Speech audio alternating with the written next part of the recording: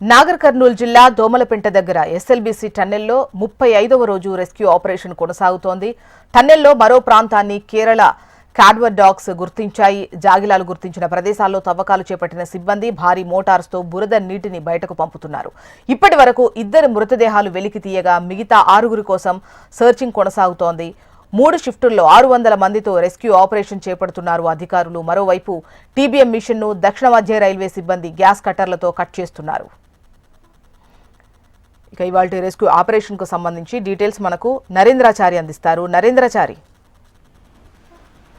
SLBC వద్ద జరిగిన ప్రమాదకరం సంబంధించి 35వ రోజు సహాయక చర్యలు కొనసాగుతున్నాయి. 35వ రోజు కూడా దాదాపు 600 మంది 3 షిఫ్టుల వారిగా 600 మంది సిబ్బంది ఈ సహాయక చర్యలు కొనసాగుతున్నారు. అయితే నిన్న మరొకసారి కేరళకు చెందినటువంటి క్యాడవర్ డాగ్స్ ని కూడా సోదరులకు తీసుకెళ్లి అక్కడ సహాయ చర్యలు సంబంధించిన అంటే ఏదైతే హార్మోనియం గల్లంత అయ్యారో వాటికి సంబంధించిన ఆనవాళ్ళ కోసం కూడా మరొకసారి క్యాడవర్ డాగ్స్ లో కూడా సర్చ్ చేయడం జరిగింది. ఈ నేపథ్యంలో నిన్న ఒక ప్రాంతంలో కూడా క్యాడవర్ డాగ్స్ ఏవైతుందో ఒక ప్రాంతంలో గుర్తించడం జరిగింది. అక్కడ చాలాసేపు కూడా ఆ క్యాడవర్ డాగ్స్ అదే ప్రాంతంలో ఉన్న సందర్భంగా ఈ రోజు అదే ప్రాంతంలో చాలా వరకు బృందాలు కూడా తవ్వుతున్న పరిస్థితి కనిపిస్తుంది. అక్కడ గుర్తించిన ప్రాంతంలో మరొక మృతదేహం ఉండే అవకాశాలు ఉన్న నేపథ్యంలో కూడా ఉదయం నుంచి కూడా సొరంగ మార్గంలో అదే ప్రాంతం క్యాడవర్ డాగ్స్ గుర్తించిన ప్రాంతంలోనే తవ్వకాలు జరుగుతున్నాయి.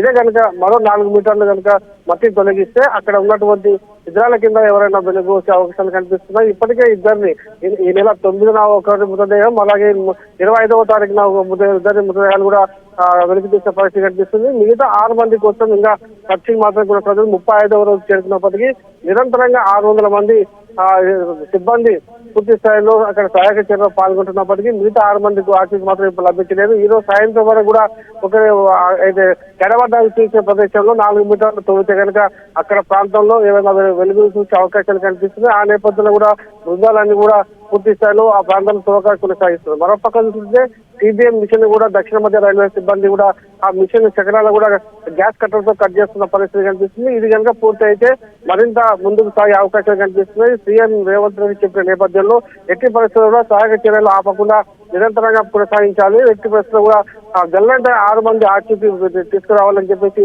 చెప్పిన నేపథ్యంలో ప్రత్యేక అధికారి కూడా ఇక్కడే ఉంటూ పర్యవేక్షణ కొనసాగిస్తున్నారు. మొత్తంగా చూసుకుంటే ఈ 35వ రోజు ఏదో ఫలితం తేలే అవకాశాలు కనిపిస్తున్నాయి. జోష్న. రైట్ నరేంద్రాచారి.